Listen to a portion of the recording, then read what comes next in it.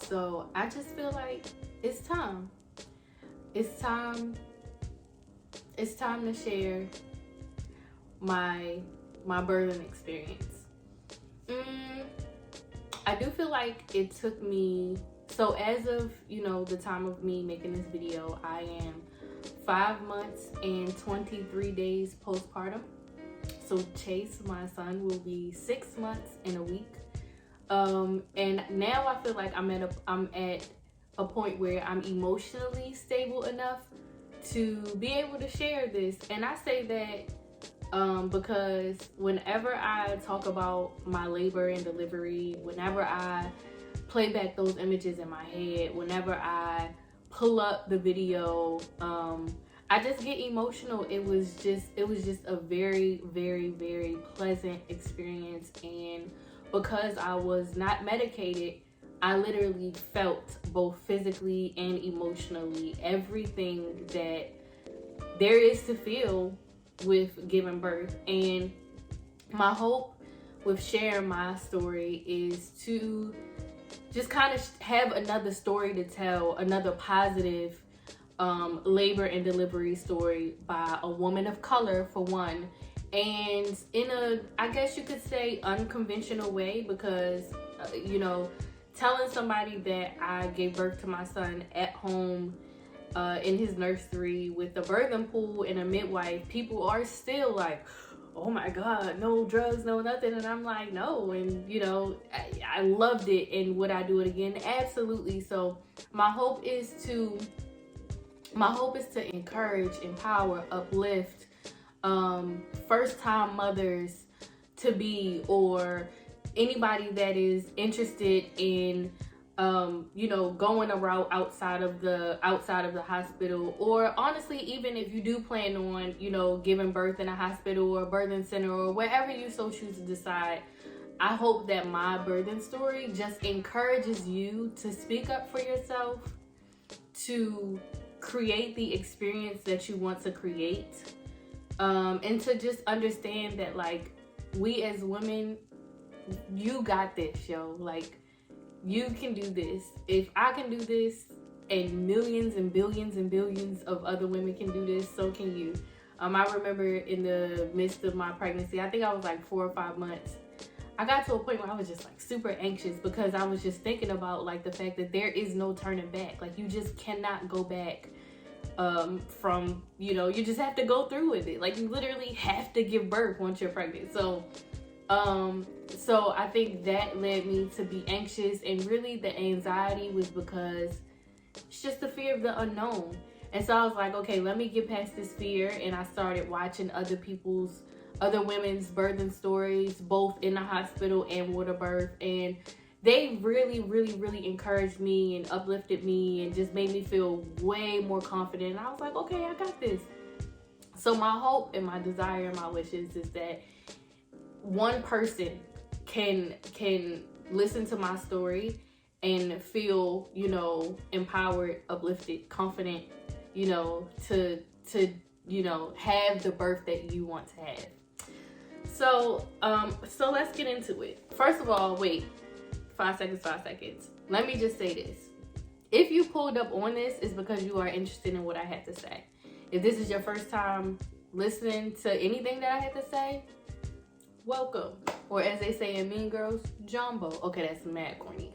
But if this is not your first time and you are returning, welcome back. I always, I always am just full of love and positive energy. So, like, legitimately, there's no reason why you wouldn't want to stick around. And so with that being said, I feel like if you are watching this on YouTube, bro, just subscribe. And I already know you're gonna like the story, because I'm a pretty good storyteller. Now, don't get me wrong, I am an Aquarius, and so I do go on little side tangents. But that's just, it's details in the story sometimes. Sometimes you need a backstory to a backstory to a backstory. But if you are listening to this on the pod, again, you pulled up on this on purpose, and I really, really, really appreciate you. Like, I appreciate anybody who takes the time out to just receive my energy how I feel like I'm giving it. So If you are listening to this on the pod, please, review this on Apple Podcasts. That would help me out a lot. And I feel like with this story, I feel like I just want to cover pretty much my experience, and probably like some things you need to know, or some things that I didn't necessarily know or I didn't learn until I was going through the process.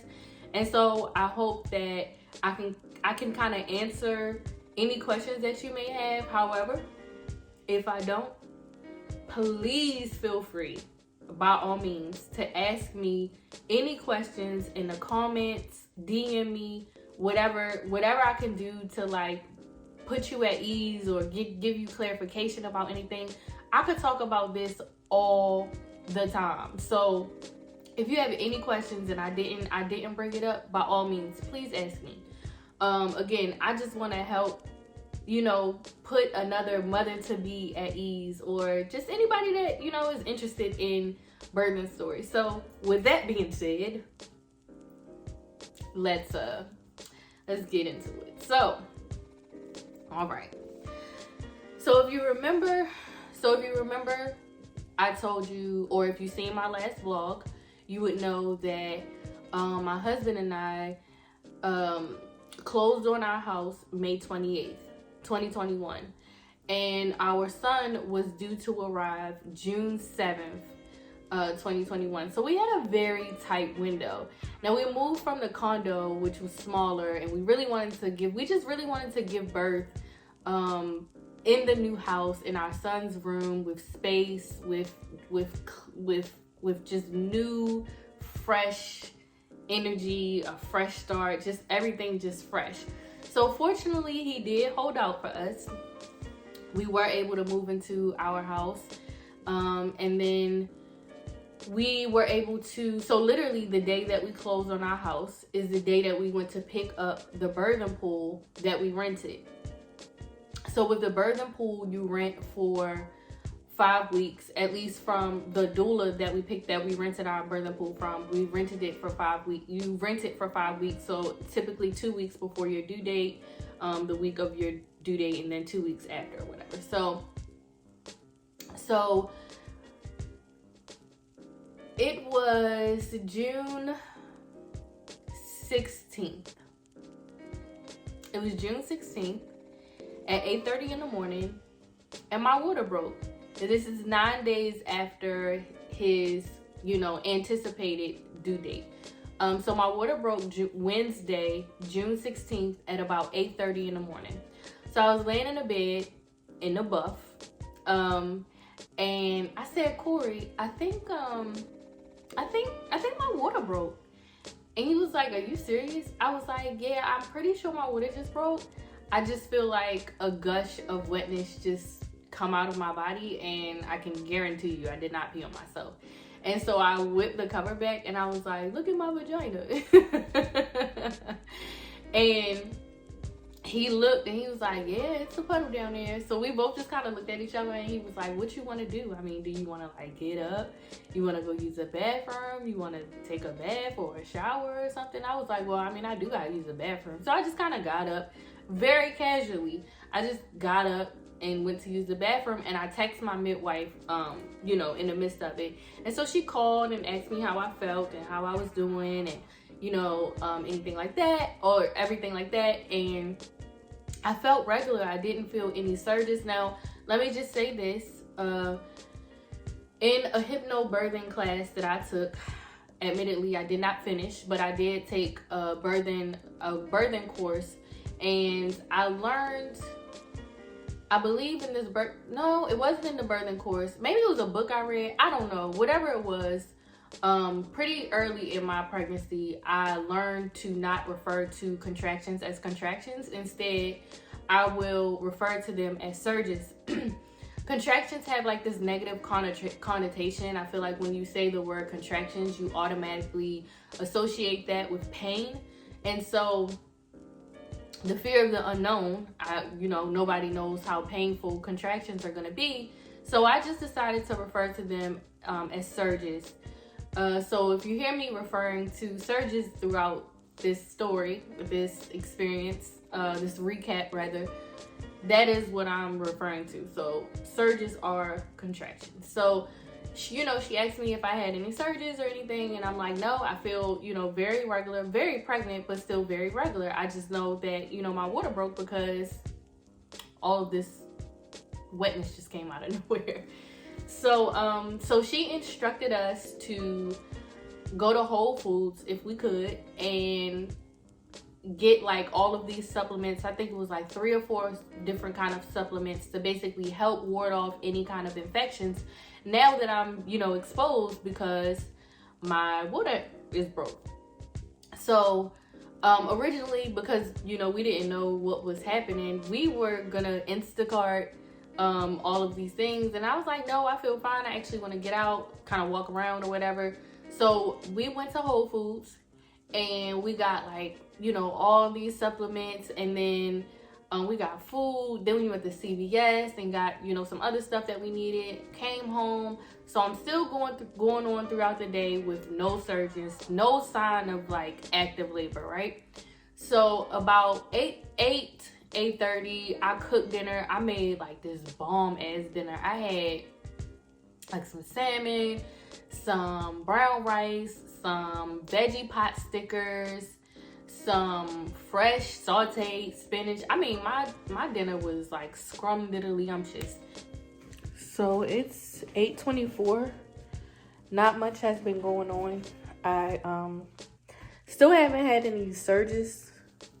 I've had like a lot of discomfort in my stomach, but I haven't had any surges. So I'm just here taking vitamins. I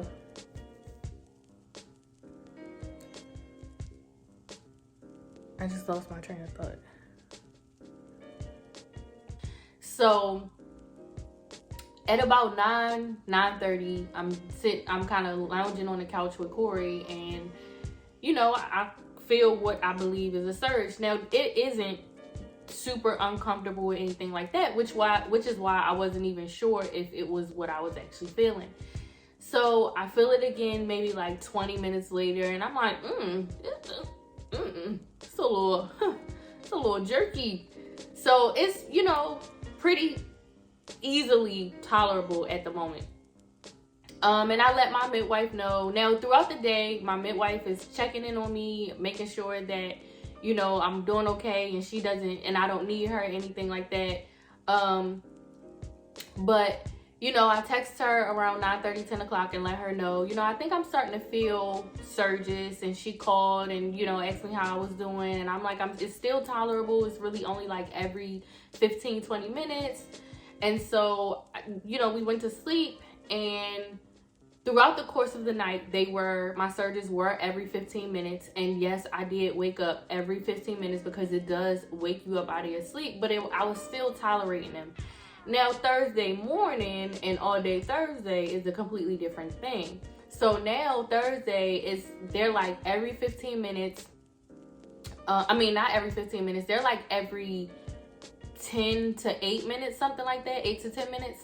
And I'm still tolerating them, obviously, but they are a little bit more, I don't want to say intense, because intense might sound like too intense of a word, but they are a little bit more stronger.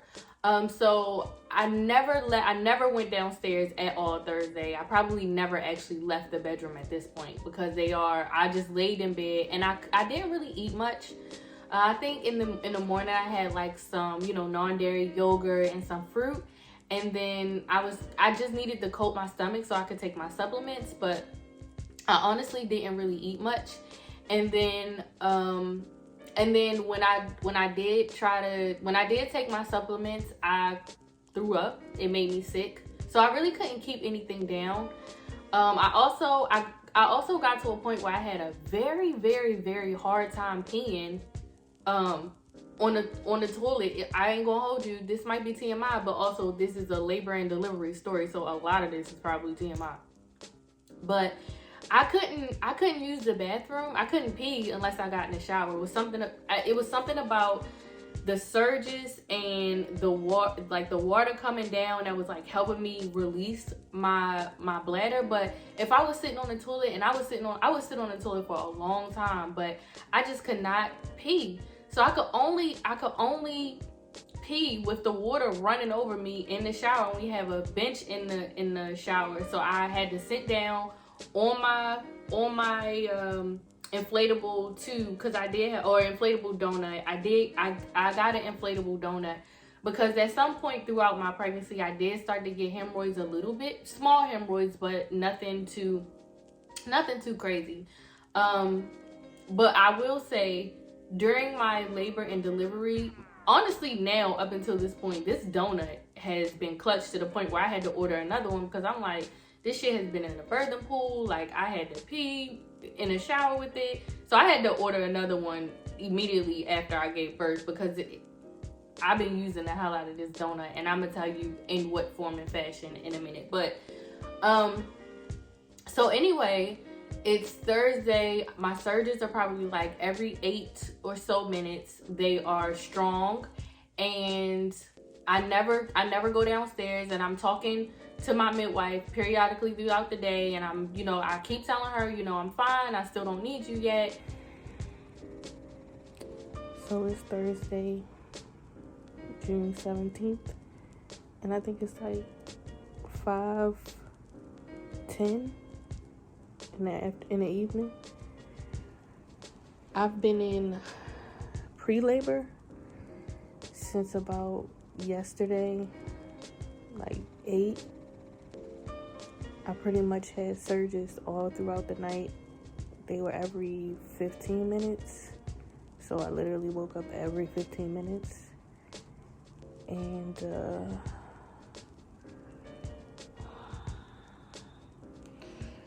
I'll be right back. I'm having another one.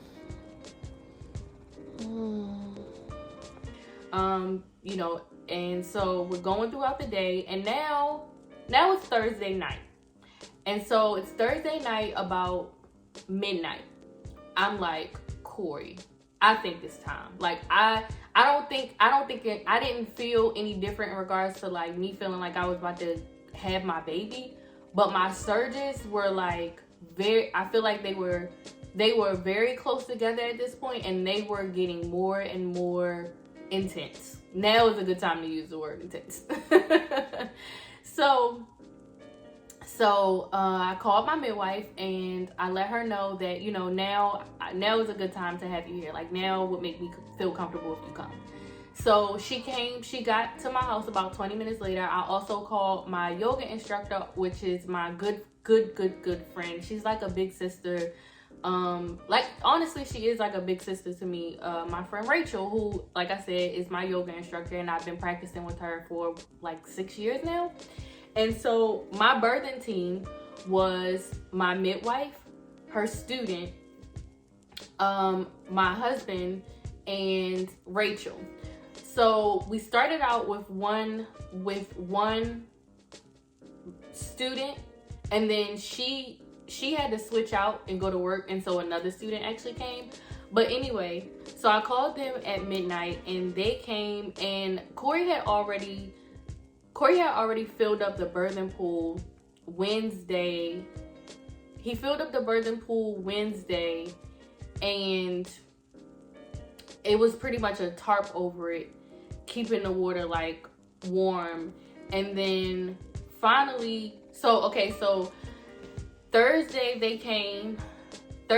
Well, I guess technically Friday, because I called them Friday at midnight, or Thursday at midnight, however you want. Friday at 12 a.m. I called them, and they all got to my house before 1 a.m.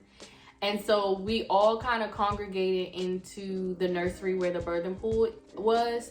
And I was sitting on my yoga ball, and every time I had a surge, now at this point my surges are like every 3 minutes. And so I'm sitting on my yoga ball, and we're just all kind of talking and, considering, because I'm still in good spirits, I'm still fine, I'm having surges every 3 minutes. And so every time I have a surge, I have one person pressing on pressure points on my shoulder, a person pressing on pressure points on my hip, and somebody, and I think, and pressure points going from my knees down to my feet. When I say that made a world of difference, oh my goodness. Especially like squeezing the pressure points on my hips. Oh, I was like, okay. I was getting reassured again. Like, okay, I probably could do this. So now it's 3 o'clock in the morning. So I've been sitting on this yoga ball for like 2 hours now. But it's 3 o'clock in the morning. I'm tired, like exhausted. I'm like, I gotta lay down. I just remember being like so tired. Like I gotta lay down. Like I would never be able to give birth in this state. Like I gotta take a little nap. Cause you really don't even know, like you don't know when it's time. And so I went to lay down and I went to get quote unquote sleep. But of course I'm still having surges every 3 minutes. So literally every 3 minutes, I'm waking Corey up out of his sleep, and I'm like, press, because I want him to squeeze my hips. Literally every 3 minutes throughout the course of the night, I'm like, Corey, squeeze. So granted, it helped, but he isn't the midwife or my yoga instructor. So those hands, chef's kiss. So that carried me from like 3 to maybe, I think I finally was over at like 7:30, 8 o'clock. I was like, yeah, this shit heating up, bro. I feel like it's almost time. So at some point, so he goes and kind of like, cause you know, my midwife and Rachel and her student, they all spend the night.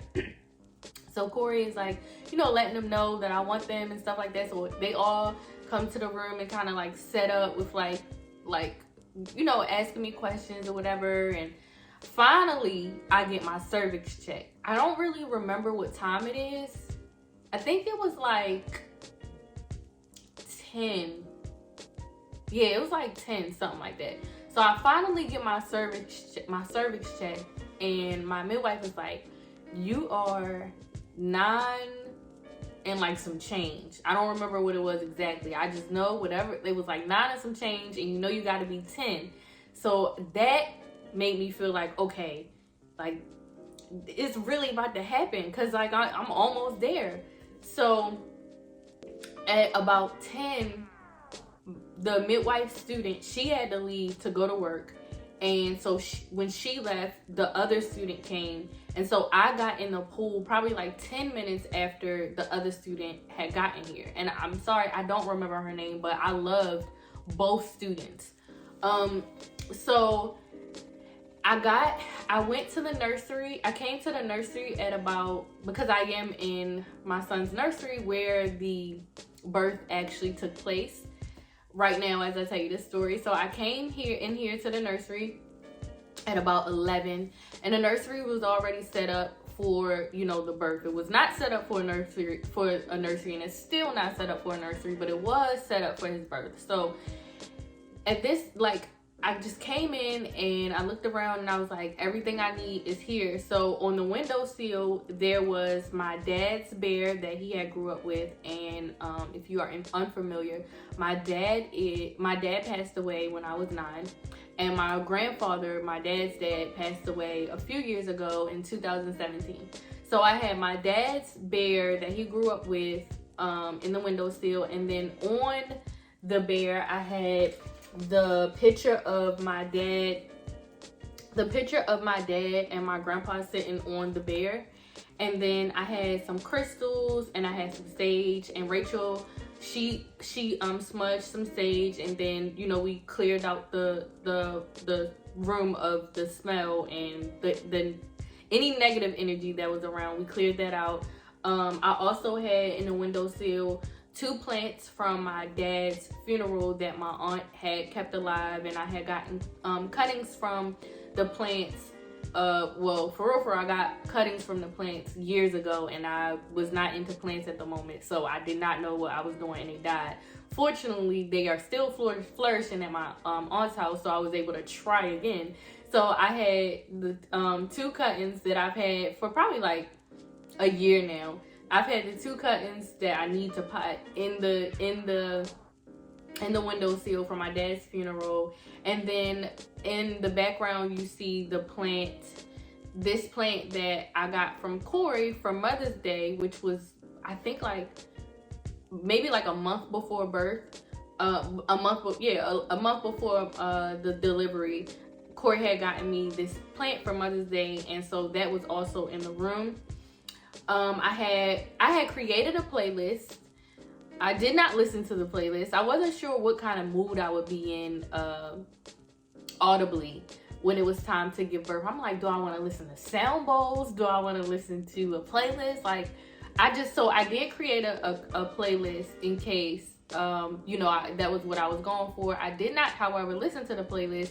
I did, however, listen to the playlist all summer long. So if you are interested in the playlist, I will link it in the description, because the playlist is fire and it's basically just good energy, like feel good, like it's just for real, it's just energy. Like, I'm vibing, I got a new son, I got a new house, you know what I mean?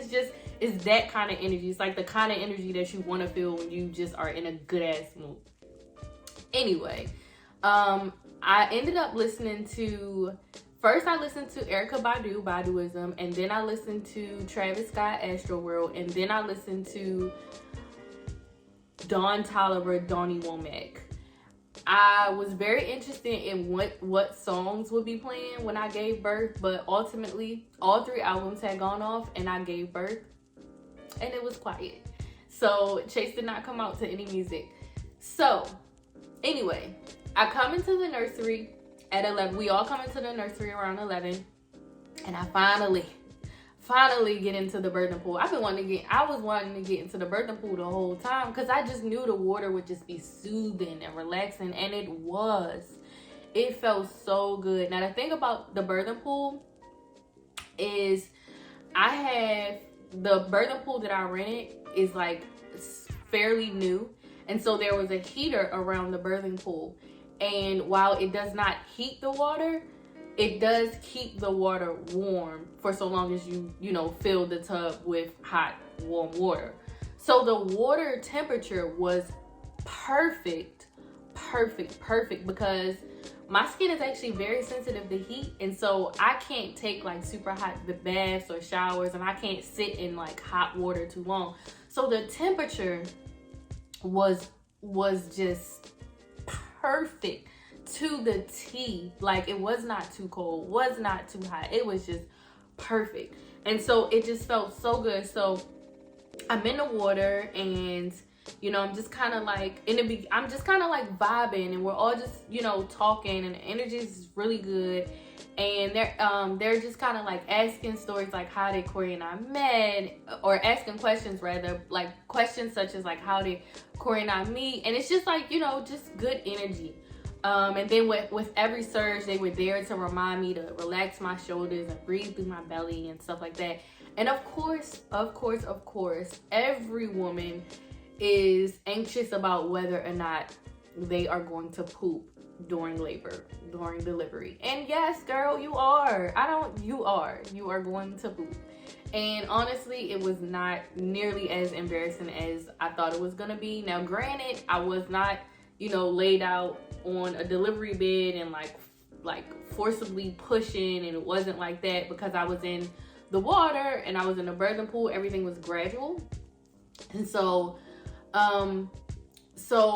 it was like every now and then I might have pushed out a little floater, if you know what I mean. It was like a very small situation. But the kit that came with the birthing pool came with a fishnet. And so both the midwife and her student were kind of like fishing out anything that needed to be fished out of the water.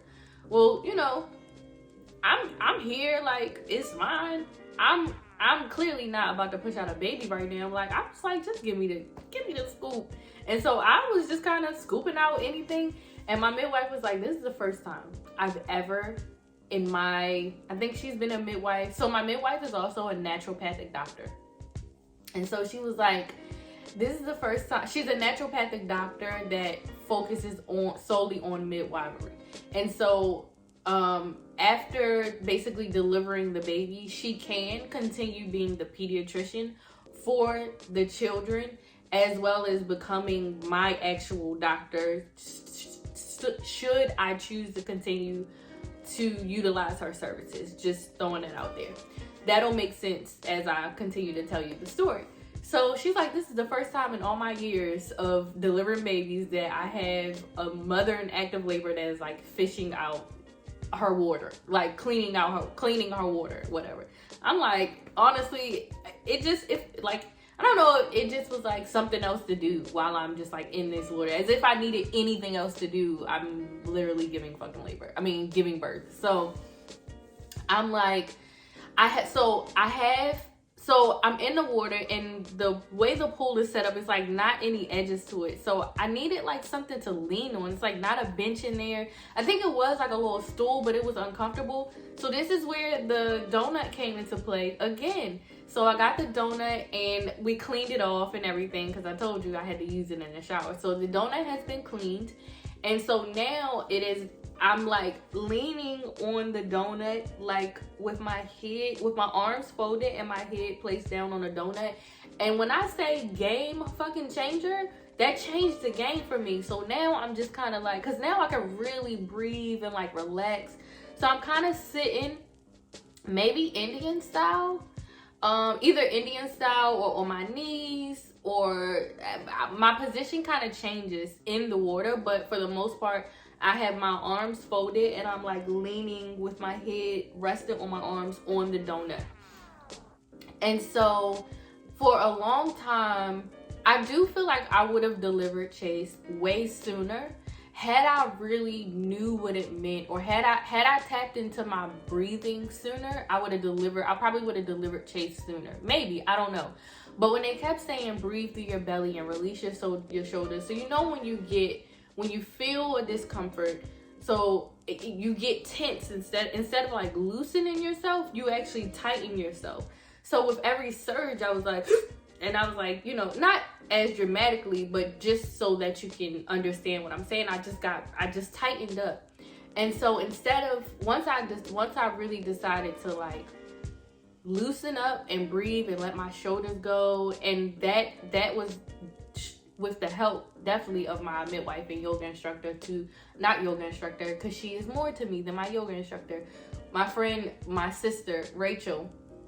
They were reminding me, and to hear their voices, their energy alone, and this, my friends, is why it's very important to choose your support system wisely, because their energy, my midwife and Rachel and Corey was like to the side. Honestly, Corey was doing exactly what I needed him to do, which was not much. I didn't really want to be touched.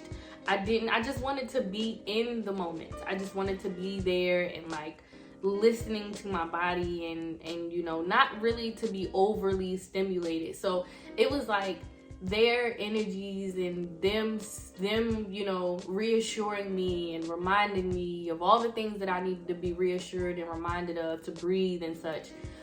It just helped so much. So I finally tapped into my breath, and that was when I was like, oh, okay. Now I'm starting to feel the urge to push, because it is true. You'll know when you want to push. You do know. Your body and your baby will tell you. So once I started breathing through my body, I was like, oh, okay, this is what it's like. This is what it feels like when they say like you'll know when it's time to push. So I started pushing around 12 something. I don't know. I do know that it only took me 5 times to push out my baby. The first 2 times I kind of was like pushing, but it wasn't like strong. It was like enough. Because it wasn't there yet. It just was like, if anything, these 2 pushes was like helping him come down some more. The third push, I remember, it was either the second or the third push. It was the third push. It was at the third push where they were like, I see his head, and I touched it and I felt his hair, and I was like, okay, yep, his head is right there. And I went to push for the third push because I just was kind of excited that I'm like, yo, his head is right there. Like, let me just push. I was listening to my mind instead of listening to my body, because I was excited and I was getting anxious, like I'm ready to meet my baby. So I pushed when I wasn't really ready to push. And though I did not feel, quote unquote, what people refer to as the ring of fire, I did feel that it just wasn't time to push. I felt a little stretch. but it was like a stretch that wasn't really supposed to happen. And so I stopped mid-push. I was like, oh, okay, yeah, no, I'm not gonna push.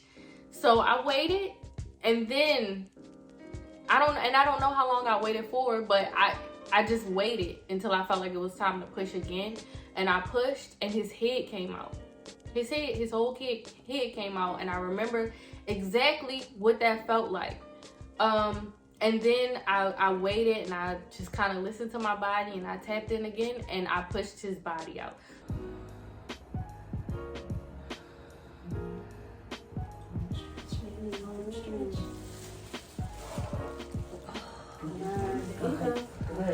There you go, love. That's it. That's it. That's it. That's it. You got it. It's gonna feel very warm. It's gonna feel very warm. So good. Your baby's head is out. Good work, Mama. I'm gonna feel for a breathe.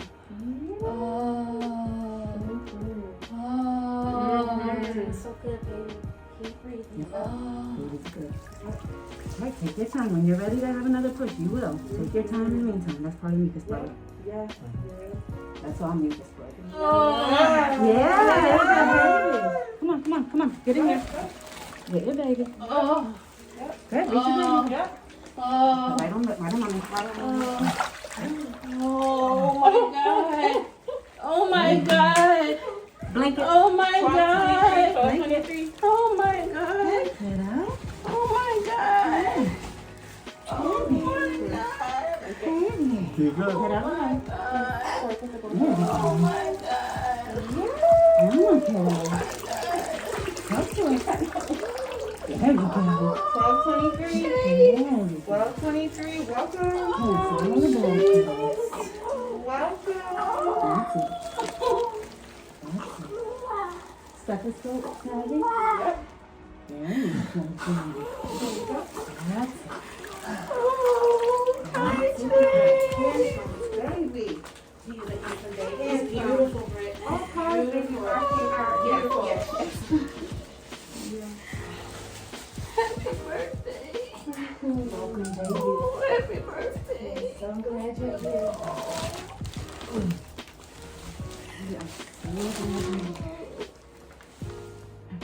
Hi, handsome. Oh. Hey, we need another hat. This one doesn't fit our baby. You think your daddy. In between these two.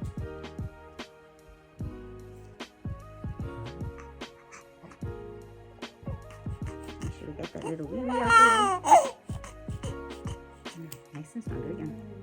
Do it again. That's a juicy cord. There we go. Time. All right.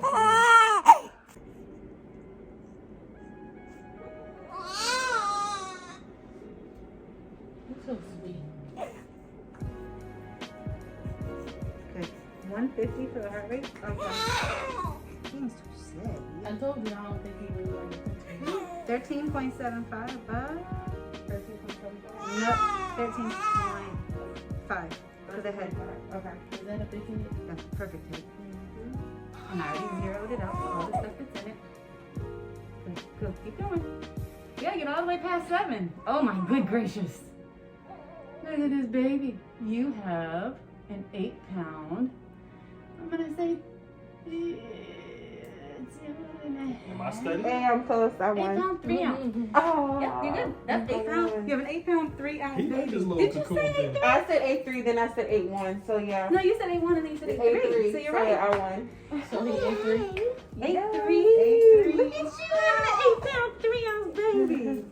So I pushed his head out at 12:17, and I pushed his body out at 12:23. And you would think that like it's uncomfortable to feel, you know, to feel the head come out and then to just have it in limbo, I guess, for what, 5 minutes or 6 minutes. But no, it was not uncomfortable. I did not feel anything. I did not. Honestly, I felt.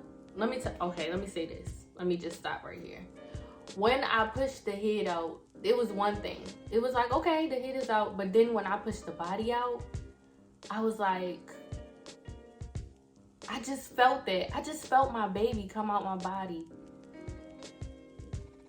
I was like, and it's so funny because he just woke up from his nap. But I was like, yo, I literally just felt my baby. I literally just pushed my baby out my body.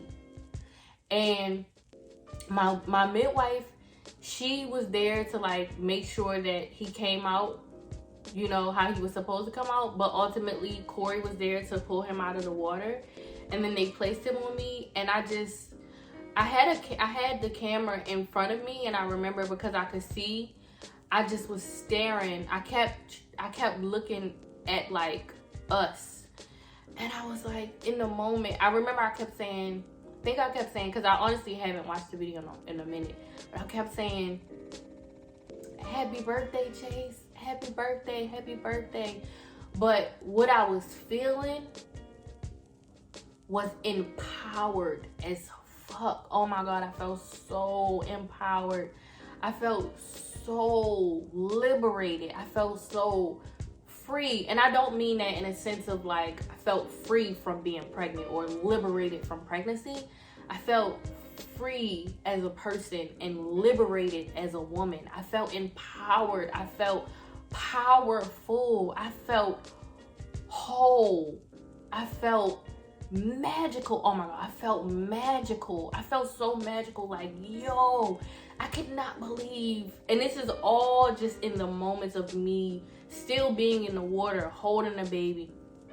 And so, you know, moments passed, and they helped me out of the water, and I'm holding the baby, and I got the umbilical cord still in me because I still have the placenta in me and everything. And so they walked me to, this is literally moments after giving birth. They walked me to our bedroom, and it was already set up with like everything that needed to be on the bed, and I'm just like laying on the bed. And this is the point where I nursed Chase for the first time, and he latched immediately, and I'm just like, oh my God, like I'm laying here with my baby, and I'm breastfeeding him. It happened. It seemed like it happened so fast, but it really didn't. It just happened. I don't know. It just was happening. Like everything was just happening. And so my midwife begins to tell me, you know, now we gotta get the placenta out of you. And still, it happened how it was supposed to happen. Like, it wasn't forced. She massaged my abdomen a little bit, and she was like, you're gonna feel some surges. They're definitely not gonna be the same surges that you felt, you know, when you had the baby in you, but you'll feel some surges because your placenta literally has to detach from your body. Do you realize that? Like, I don't know if you realize that, but it wasn't until the last few weeks or so into my pregnancy when I really decided to like see what all happens inside. And I'm like, yo, when you conceive a baby, this placenta just grows out of nowhere, and it's attached to like your insides. And then when you deliver the baby, you deliver this baby, and then there's a cord attached to them, and at the end of the cord there's this sac. And your body created all of this. And inside of this sac is literally your baby's breath, your baby's food, your baby's nutrients. So your baby is breathing based on, and eating and living and surviving based on this sac that your body has created for this baby. So I don't know if you know, but the baby does not have to breathe air until the umbilical cord is cut. Once that umbilical cord is cut, that's when your baby needs air to breathe. So when Chase was removed from the water, it was very gradual. I did not want to immediately pull him out of the water. Like, I wanted to make sure he had time to like transition from my body to the water to the earth. You know what I mean? So it just was all so cool. So eventually my placenta came out. I think maybe like 15 minutes later or so. And it is like labor. You push, like you do feel some surges, and then you push. It's definitely nowhere like delivering your baby. I had my baby in my arms while I delivered my placenta. Corey did cut the umbilical cord, and it was honestly, it was beautiful. It was just all around beautiful experience. I did not tear or rip or anything like that. Honestly, my two biggest fears before I gave birth, before I was in labor, was hemorrhoids. I did not want hemorrhoids. I did not want any hemorrhoids to be like, real bad or not. I didn't want real bad hemorrhoids, and I did not want to tear or rip. And my midwife told me that, if I did tear and it was minor, then she could give me minor stitches. Otherwise, I would have had to go to a facility or a hospital or whatever to get stitches. But fortunately, I did not tear, which is crazy to think about because I gave birth to an 8-pound, 3-ounce baby. Chase was born June 18th at 12:23 p.m. 8 pounds, 3 ounces, 21.5 inches long. Big old baby. Naturally, with no meds, no tears, and no tears and no tears. Until he came, obviously. Like, you gotta cry when you have your baby. But it was just a beautiful experience. So while I was in the not the hospital bed, I will say this: after I gave birth, before I gave birth, I couldn't eat or drink. Like, I did not have an appetite. I couldn't keep anything down. I was trying to keep drinking water, but I didn't really get thirsty until I was like in the birthing pool. Literally, almost immediately after giving birth, I was so hungry and I was so thirsty and I was mad sleepy. So, I keep wanting to say the hospital bed, but in our bed, in our bed, our midwife and her student was able to do everything that needed to be done for Chase that would get done in the hospital. So that was when he got measured and weighed and, checked his heart and all of those things, right? But now is the time where I want to tell you about the things that you need to know that probably would just kind of happen in the hospital that doesn't just happen when you give birth at home.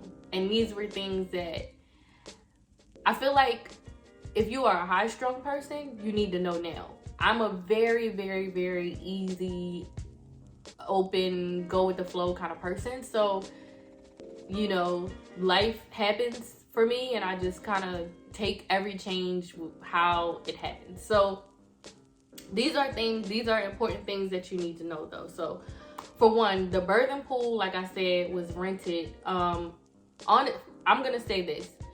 Your healthcare provider, your midwife, because a lot of people don't know the difference between a midwife and a doula.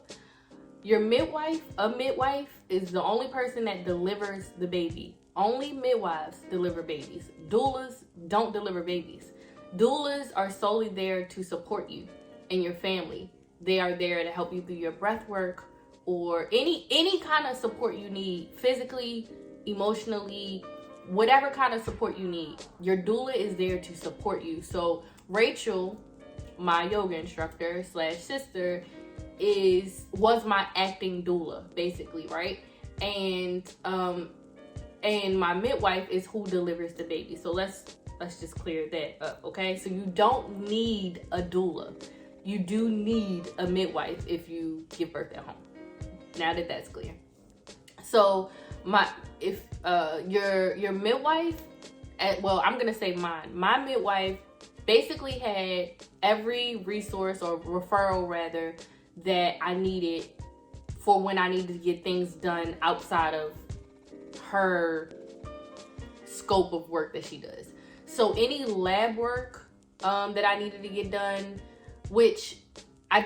any lab work or ultrasounds or anything like that I needed to get done, she wrote me scripts for, she wrote me scripts for, and I went to like a LabCorp or a Quest or something like that to get like lab work done.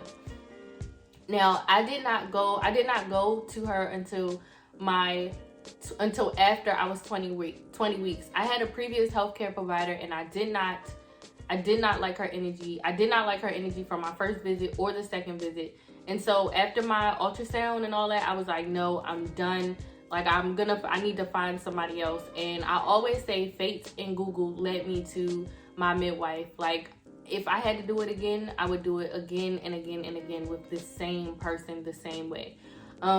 So once I got my, so I say that because I got my ultrasound and stuff at the previous provider that I had, and then when I left them and went to my midwife, I just transferred I got all my records and stuff transferred over to my midwife. So I did not need any ultrasounds because I had already gotten my 20th week ultrasound.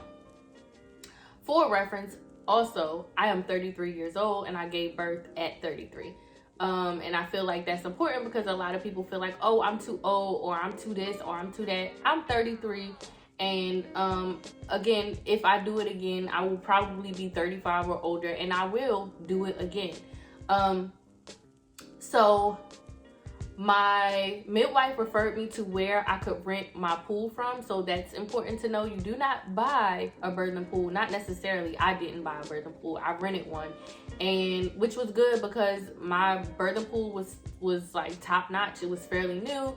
And again, it had a heater around it, so it was able to keep my water at a consistent temperature the entire time. Ever since it was filled up, and it was filled up on Wednesday, and I did not get in until Friday. So the temperature, that service was perfect. We returned our birthing pool within our 5-week window. We didn't get any money back or anything like that. Granted, because you signed a contract, and it is what it is. But because you don't know when you're gonna have your baby. But so we rented the birthing pool based on a referral that my midwife had. Other things that are done inside of the hospital that normally just kind of happen, that don't just kind of happen like that when you give birth at home. 2 important things: the birth certificate and the social security card. We had to send in the application for his social security card, and that was easy. The birth certificate, however, was not as easy as I thought it would be. So, well, I will say because Corey and I were not married at the time, and so that's why it wasn't that easy. So the birth certificate application is handled through the midwife. However, we fill out the application, and then we sent it. I think we sent it to her. I don't know because Corey really took care of it. But what I do know is the birth certificate application had to be sent in to one place, and then the affidavit had to be sent into another place. And the affidavit is basically because Corey and I are not married, it's, you know, like another hoop you have to jump through to prove that like he's the father of my baby. So the affidavit had to be sent in somewhere, and then then it had to be updated in another system for the birth certificate to be ready, and that took a little minute. And that's important to know because that's important to know for the baby, for Chase to have gotten on Corey's insurance. He has to have a birth certificate to prove that like that's his baby. So it took a little while now granted he was on my insurance because I'm his mom, but we wanted him also on Corey's insurance. Speaking of insurance, how did my birthing experience get paid for? Well, I had to pay out of pocket. We paid out of pocket for my midwife. Yes, it was expensive, but she offered packages, and so we took the most expensive package. And that's her business, and I don't really feel comfortable saying how much I paid. So I will say that there's a base price, and then again, I told you she is a naturopathic doctor. So with her the base price is basically like the delivery of the baby. And then the base price is her midwifery services throughout my pregnancy, and then her delivering the baby. And then I think however much time that came with the base service. But then you can choose to add months, 2 months, I think 4 months, and 6 months, basically of her being his healthcare provider. So his checkups at his newborn checkup, 4 months, 6 months, his checkups, you know, having her on call, basically on call services up until 6 months of anything that we need her for relating to me or my baby. So we paid for the most expensive service. And then there is an opportunity for us to be reimbursed, and I do have my bill from her to go through my insurance company to try to get reimbursed. I just haven't gone through that yet, and I need to do that. I'm going to do that within like the next couple of weeks. So I cannot say in the moment right now whether I got reimbursed or not. I'm hoping I get reimbursed because that was a lot of money, and I would like to have my money back. But even if I don't, it was worth it, and I would still do it again the exact same way. What else can I tell you? Oh yes, vaccinations and circumcision, if you are interested in any of those services. Again, she herself does not do vaccinations and, like, you know, circumcisions. However, she had referrals, and so we did go through her referrals. I'm not sure if circumcision is done in the hospital, like immediately after having your baby. Some people tell me yes, some people say no, they left the hospital and then they had to go back after a certain amount of time. Chase had his circumcision, I think it was before he turned 3 months. So it was like, he was like 2 months, I think. And it was an experience, but we got through it. Honestly, having a baby just makes you tougher and stronger, but also like very vulnerable. So you go through like a shit ton of emotions, but it's none of this honestly is as bad as you think it is. What other things that I think those were the most important things. Again, if you have any questions, please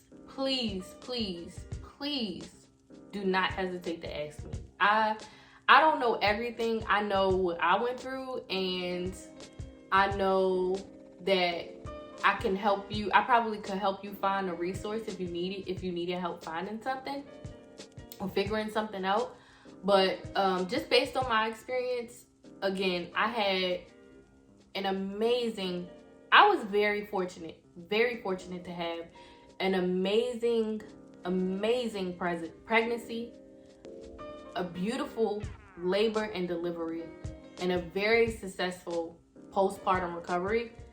Because I didn't tear, I did not have to get stitches. I did feel weak, you know, in like the first couple of days, but I was home. I was able to eat whatever I wanted to eat. I was able to do whatever I wanted to do, you know, within reason.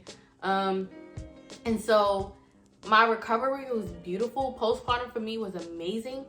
Postpartum for me was not hard at all. I did not, and I do not suffer from any kind of postpartum depression.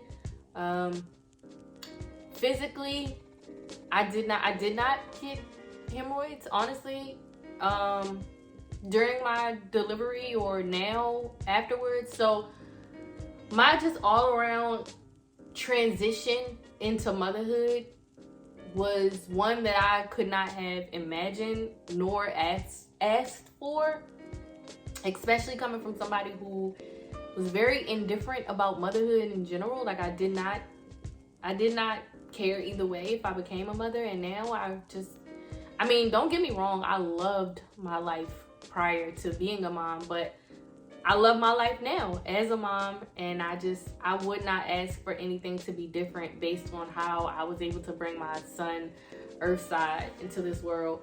I just want to leave this by saying, please advocate for yourself. Speak up for yourself. I think it's very important to picture the kind of life you want to have with your baby and how you want to bring your baby into this world, and then really envision it for yourself, but then also let it go, because you can't decide how you're gonna bring life into this world. Like, it can go any way. So envision it and then let it go. Be okay with whatever outcome that you come out with. But I said this my entire pregnancy, that pregnancy, labor, and delivery is as much the mind as it is the body.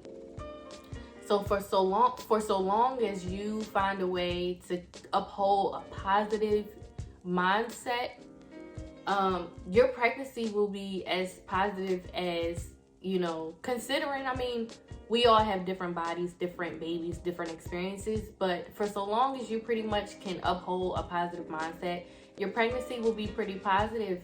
Same thing for your labor and delivery. And also do your research. Ask your questions to multiple people. I asked some questions to my initial healthcare provider, and the answers that she gave me were very textbook. They were very matter of fact. They were very fear-based. And I didn't need that. It was like, first of all, I know these answers because I got these answers based on the research that I did. But I'm asking you as a person. And it just was like her bedside manner, and especially me being a first time mom, a new mom, and it's like we behind masks and I can't have my child's father in my appointments with me. That's another thing that you might need to know is, all of my appointments were virtual. Once I hired my midwife, all of my appointments were virtual. So I did not meet her until a couple of weeks before my labor, before I was in labor, and that was only because she had gifted me some stuff, and I went to go get it from her. But if that didn't happen, I would have never met my midwife in person until I called her Friday at 12 o'clock in the morning and was like, okay, I'm ready for you to come and deliver this baby. So, you do kind of feel, I don't want to say on an island or lonely or anything like that, but Corey and I had we were very hands-on with my pregnancy. We were very hands-on. My prenatal appointments were all virtual. Corey was pretty much my doctor. Corey checked the baby's heart rate. Corey measured my belly. Corey did everything that I didn't do. I mean, I checked my weight. Corey checked my blood pressure. Now, these are all things that I could have done myself, but it was amazing to have, he wasn't my husband at the time, but it was amazing to have my child's father there being so hands-on with me, because he wasn't even able to be in my appointments before. So not only is he there with me, but he is laying hands on my body and my baby, and feeling around and looking for his heartbeat. And these are all just special moments that we were able to share because I decided to step in and really make my experience what I felt like I wanted it to be. And not only that, I was fortunate enough to be able to have the experience that I thought I wanted to have. However, it was way better than what I could have just imagined or asked for or prayed for or wished for or meditated on or whatever. So, I do again just encourage you to advocate for yourself, and make sure you have your support system. And if your healthcare provider is not, you don't get the vibes that you need to get from them, you're not getting the energy, you're not getting the reassurance, you don't feel heard, you don't feel seen, go somewhere else. Go to somebody that's gonna hear you and that's gonna see you and be there for you and support you. This is not an emergency. This does not have to be like some major production. This is you performing a natural human function. Your body is designed to do this, okay? And so it doesn't have to be what it doesn't need to be if it doesn't need to be. I hope that makes sense. Anyway, I think I covered pretty much everything that I felt I needed to share. And again, if you have any questions, please don't hesitate to reach out to me and ask. If you enjoyed this, hopefully, if you are watching, you got some bonus footage. Hopefully you enjoyed it. And until next time, I'll holla.